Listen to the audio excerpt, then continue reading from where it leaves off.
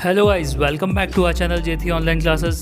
आज हम डिस्कस करने वाले हैं सेट नंबर 16। अगर ये आपका फर्स्ट इंटरेक्शन है मेरे साथ तो पिछले वीडियोस को आप प्लेलिस्ट में जाकर देख सकते हैं। उनमें भी मैंने एक्सपेक्टेड और प्रीवियस ईयर क्वेश्चंस करवाए हैं जिनकी RSCB JEE एग्जाम्स में आने की प्रोबेबिलिटी बहुत ज़्यादा है।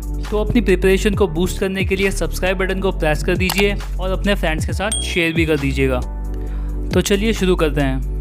ये क्वेश्चन मैंने पिछले वीडियो के लास्ट में पूछा था। इसके अंदर पूछा गया है कि रेजिस्टेंस वेल्डिंग करते टाइम जो मेटल सरफेस होती है उसकी कंडीशन कैसी होनी चाहिए। तो इसका जो सही आंसर है वो होगा बी, क्लीन। कई लोगों ने इसका आंसर कमेंट किया था और जिन लोगों के सही आंसर थे उनके नाम हैं Kriti Agarwal, Nirmal Singh, Ravikant, Shardul, Gunjan Bairwa, Harsh Deshwal, Dalip Kumar and Aarti Rai. Okay then, moving to our question. इस क्वेश्चन में हमसे यहाँ पर पूछा गया है इंडिपेंडेंट नोड इक्वेशन, यानी कि इसे हम ये भी कह सकते हैं कि नंबर ऑफ KCL इक्वेशंस। जब हमें गिवन हो number of branches B, number of nodes N और number of independent loops L, तो जो KCL इक्वेशन जो आएगी वो आएगी N-1। ये ग्राफ थ्योरी से निकलती है और आपसे एग्ज़ाम में ऐसा भी पूछा जा सकता है कि KVL इक्वेशन कितनी बनेगी, तो वो चीज़ निकलेगी B-N-1 से। तो ये दोनों चीज़ें आपको याद रखनी है। इसका आप स्क्रीनशॉट भी ले सकते हैं। Okay then, moving to the next question. इस क्वेश्चन के अंदर हमसे यहाँ पर बोला गया है कि एक 100 kVA का ट्रांसफार्मर है, उसके अंदर जो आयरन लॉसेस है वो गिवन है हमें 1 किलोवाट और जो फुल लोड कॉपर लॉस है वो गिवन है 2 किलोवाट। तो उस केस में जब ट्रांसफार्मर मैक्सिमम एफिशिएंसी पे वर्क करेगा तो ट्रांसफार्मर पे लोड कितना होगा ये हमें फाइंड आउट करना है। तो इसके लिए हमें यहाँ पर एक फॉर्मूला अप्लाई करना होगा। वो फॉर्मूला होगा load at maximum efficiency is equals to होगा KVA rating into root of iron loss upon में full load copper loss FCL। इसको मैं ऐसे डिनोट कर देता हूँ। तो अब आप में से कई लोगों को लग रहा होगा कि ये जो रूट में मैंने जो वैल्यू लिखी है आयरन लॉस अपॉन में फुल लोड कॉपर लॉस, तो ये क्या चीज़ है। ये चीज़ जो यहाँ पर मैंने लिखी है ना, ये है लोडिंग एट मैक्सिमम एफिशिएंसी। इसका यहाँ पर मतलब है कि ट्रांसफार्मर कितना लोडेड है, वो चीज़ हमें निकालनी है कि हाफ लोड पे वर्क कर रहा है कि 1/4 पे, 1/3 पे, तो वो चीज़ यहाँ से निकलती है लोडिंग एट मैक्सिमम एफिशिएंसी से। और फिर हम जब इसे इसकी KVA रेटिंग के साथ मल्टीप्लाई कर देंगे तो हमारा आंसर आ जाएगा कि मैक्सिमम एफिशिएंसी पे ट्रांसफार्मर कितना लोडेड है। तो इसके अंदर अब हम वैल्यू पुट करते हैं। KVA रेटिंग हमें यहाँ पर गिवन है 100 और जो मल्टीप्लाई करना है हमें रूट वैल्यू, तो उसके अंदर आयरन लॉस की वैल्यू हमें गिवन है 1 किलोवाट और FCL यानी कि फुल लोड कॉपर लॉस की वैल्यू गिवन है 2।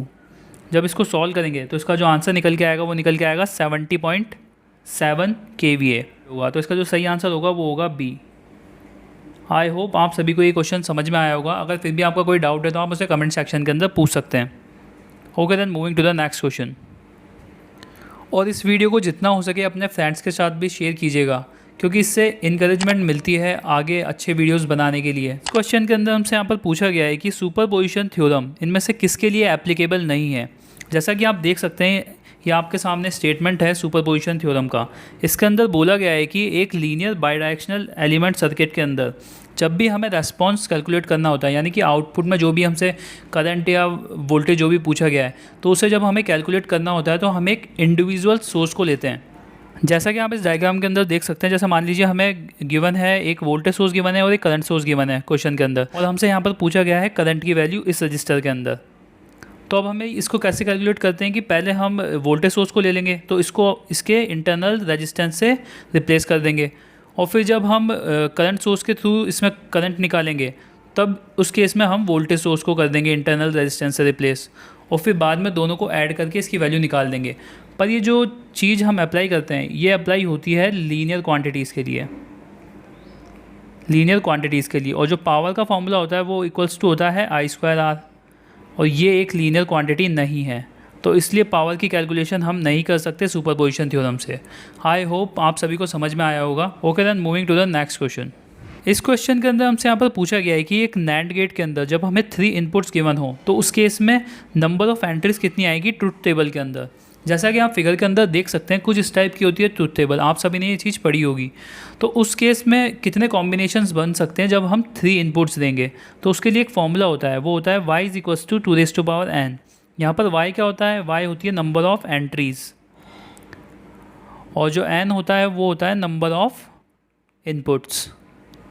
तो यहाँ पर जब हम नंबर ऑफ़ इनपुट्स की वैल्यू पुट करेंगे यानी 2⁻³ हो जाएगा, तो इसका जो आंसर निकल के आएगा वो आएगा 8, यानी थर्ड इसका आंसर होगा। आई होप ये सभी को समझ में आया होगा। पिछले वीडियोस में भी मैंने इसी तरह सभी क्वेश्चंस को इलेबोरेट करके समझाया है। अगर आपने नहीं देखे हैं तो वो उन्हें आप प्लेलिस्ट में जाकर देख सकते हैं। इसी तरीके के क्वेश्चन आपको RACV JEE एग्ज़ाम्स में देखने को मिलेंगे। तो इस सेशन को लास्ट तक देखिए, आप यहाँ से बहुत कुछ नया सीख कर जाने वाले हैं। Okay then moving to the next question. तो इस क्वेश्चन के अंदर हमें यहाँ पर गिवन है VI कैरेक्टरिस्टिक एक एलिमेंट की, और उस एलिमेंट के बारे में हमसे यहाँ पर पूछा गया है। तो जैसा कि आप इस कैरेक्टरिस्टिक के अंदर देख सकते हैं कि जो ग्राफ है वो लीनियर है, ये हमें यहाँ पर विजिबल है। बाकी जो हम लीनियरिटी निकालते हैं वो हम दो तरीके से निकालते हैं। पहला तो उसके अंदर होमोजेनिटी का रूल लगा के, ये आपको याद रखना है इन केस अगर आपसे पूछ लिया जाए तो, और एक सुपरपोजिशन का रूल लगा के, इन दोनों से चेक करके हम लीनियरिटी निकालते हैं। पर जैसा कि हमें यहाँ पर ग्राफ में गिवन ही है कि ये ग्राफ लीनियर है, तो इतना करने की हमें कोई ज़रूरत है नहीं। और एक्टिव और पैसिव के लिए भी मैं आपको एक ट्रिक बता देता हूँ कि जब भी graph first and third quadrant में होगा तो उस केस में वो होगा पैसिव, और सेकंड एंड फोर्थ क्वाड्रेंट में जब भी होगा तो वो होगा एक्टिव। बात आती है बायलैटरल और नॉन बायलैटरल वाली चीज़ की। तो उसके लिए थ्योरी होती है कि बायलैटरल एलिमेंट हमेशा वो एलिमेंट होता है जब हम करंट की वैल्यू को पॉजिटिव करें या नेगेटिव करें, जो VI कैरेक्टरिस्टिक है वो हमेशा सेम रहनी चाहिए। जैसा कि मैं आपको एग्जांपल के अंदर बताता हूँ, जैसे मान लीजिए ये ग्राफ है, अब इसके अंदर यहाँ पर करंट की वैल्यू पॉजिटिव है, जैसे मान लीजिए यहाँ पर आई है, और यहाँ पर नेगेटिव है। अब इस केस में जब हम एक ग्राफ ड्रॉ करेंगे, मान लीजिए मैंने ड्रॉ करा, तो इस केस में VI कैरेक्टरिस्टिक नेगेटिव जब करंट जा रहा है और पॉजिटिव जब करंट जा रहा है, तो दोनों केस में सेम है। जबकि इस क्वेश्चन के अंदर हम यहाँ पर देखेंगे जब नेगेटिव, इस केस में जब यहाँ पर करंट नेगेटिव है तो इसकी जो VI कैरेक्टरिस्टिक है वो सेम नहीं है, यहाँ पर ये चीज़ अलग है और यहाँ पर ये चीज़ अलग है। तो इसलिए ये जो एलिमेंट है ये कहलाएगा नॉन बायलैटरल। और लीनियर ये हमने अभी पहले प्रूफ कर ही दिया था। और यहाँ पर पैसिव और एक्टिव में से ये कौन सा है, तो यहाँ पर जो इसका एक एलिमेंट है वो है सेकंड और फोर्थ के अंदर, यानी कि यहाँ पर सेकंड के अंदर एक पार्ट इसका दिख रहा है, तो इसलिए ये होगा एक्टिव। तो इसका जो सही आंसर होगा वो होगा B, linear active non bilateral. तो आई होप ये सभी को क्लियर हुआ होगा। फिर भी अगर आपकी कोई क्वेरी है तो आप उसे कमेंट सेक्शन के अंदर पूछ सकते हैं। Okay then moving to the next question. तो इस क्वेश्चन के अंदर हमसे यहाँ पर पूछा गया है कि इल्यूमिनेशन को किस में एक्सप्रेस किया जाता है, यानी किसकी यूनिट क्या है। तो फर्स्ट ऑफ ऑल पता होना चाहिए कि इल्यूमिनेशन होता क्या है। जब भी लाइट किसी सरफेस के ऊपर पड़ती है तो उस सरफेस के ऊपर जो लाइट का इफेक्ट होता है उसे कहा जाता है इल्यूमिनेशन। और इसको जो मेज़र किया जाता है उसे मेज़र किया जाता है लक्स के अंदर, या फिर एक और यूनिट होती है मीटर कैंडल। अगर आपसे पूछ ली जाए तो इसे याद रखना है, इसका आप स्क्रीनशॉट भी ले सकते हैं। Okay then moving to the next question. इस क्वेश्चन में हमसे यहाँ पर पूछा गया है कि सिलिकॉन कंट्रोल रेक्टिफायर यानी SCR को लेकर इनमें से कौन सा स्टेटमेंट सही है। पहला हमें गिवन है यूनी जंक्शन डिवाइस। तो ये एक यूनी जंक्शन डिवाइस नहीं होता, ये एक यूनी डायरेक्शनल डिवाइस है, यानी कि इसके अंदर जो करंट फ्लो करता है वो एक ही डायरेक्शन में फ्लो करता है। तो ये एक यूनि डायरेक्शनल डिवाइस है। तो इसका जो सही आंसर होगा वो होगा डिवाइस विथ 3 जंक्शन। जैसा कि आप फिगर के अंदर देख सकते हैं, कुछ इस तरीके का डायग्राम होता है SCR का, और इसके अंदर होते हैं 3 जंक्शंस। तो इसलिए इसका आंसर होगा सेकंड। आई होप ये सभी को समझ में आया होगा। तो चलते हैं नेक्स्ट क्वेश्चन पे।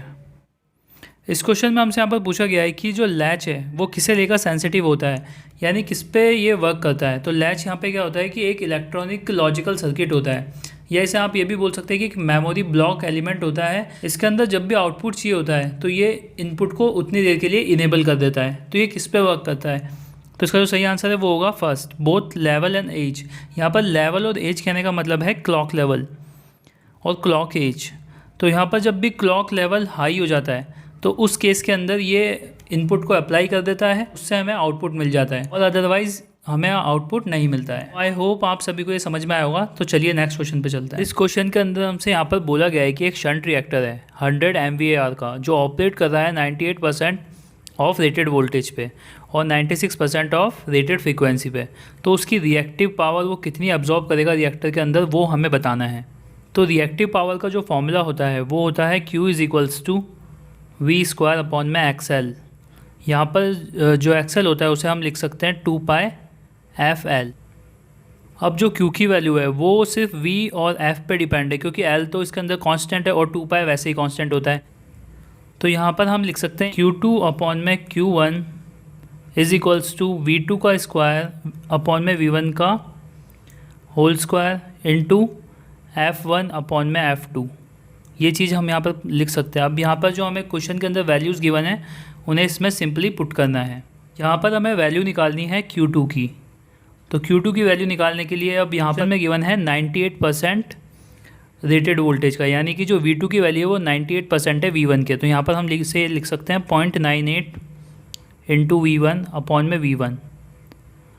और जो फ्रीक्वेंसी हमें गिवन है जो F2 वो गिवन है 96% ऑफ रेटेड फ्रीक्वेंसी, यानी कि F1 तो हो गई रेटेड और उसका 96% F2 गिवन है 0.96 इंटू F1।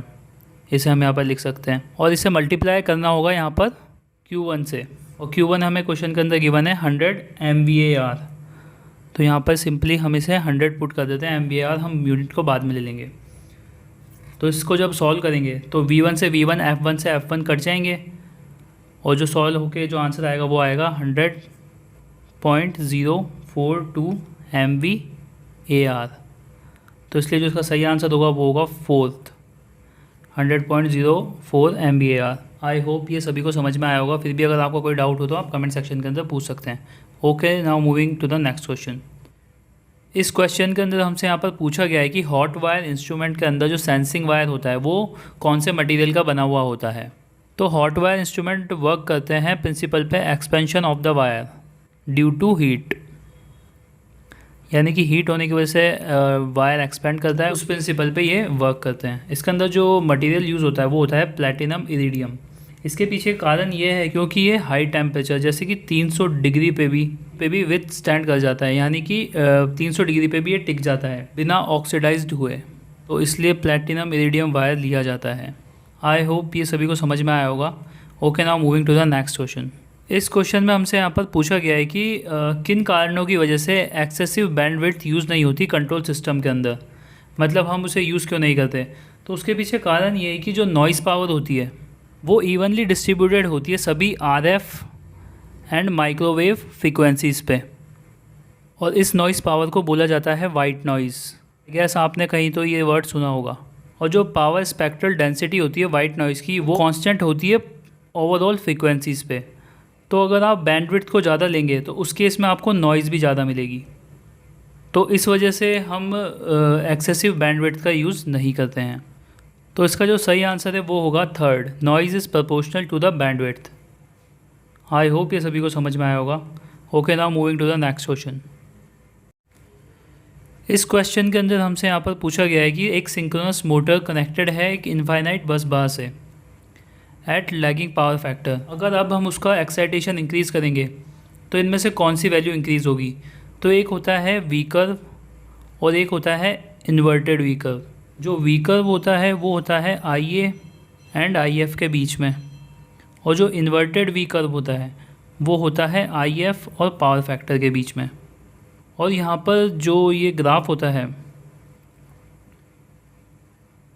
इससे पहले वाला आता है अंडर एक्साइटेड कैटेगरी में और इससे आगे वाला आता है ओवर एक्साइटेड कैटेगरी में। ये दोनों के लिए ही है एप्लीकेबल। जब आप एक्साइटेशन की वैल्यू को इंक्रीज़ करेंगे तो उस वजह से IA की वैल्यू इंक्रीज़ होगी, और जब IA की वैल्यू इंक्रीज़ होगी तो पावर फैक्टर की वैल्यू भी इंक्रीज़ होगी। तो इसलिए जो इसका सही आंसर होगा वो होगा 3rd, power factor increases. I hope आप सभी को क्लियर हुआ होगा। इस क्वेश्चन के अंदर हमसे यहाँ पर पूछा गया है ल्यूमिनस एफिशिएंसी एक फ्लोरेसेंस लैम्प की। ल्यूमिनस एफिशिएंसी क्या होता है कि हमें कितनी पावर एलिमेंट है रिक्वायर्ड लाइट को लेने के लिए, इसे एक्सप्रेस किया जाता है ल्यूमेन पर वॉट। इसका जो सही आंसर है वो होगा 40 ल्यूमेन पर वॉट।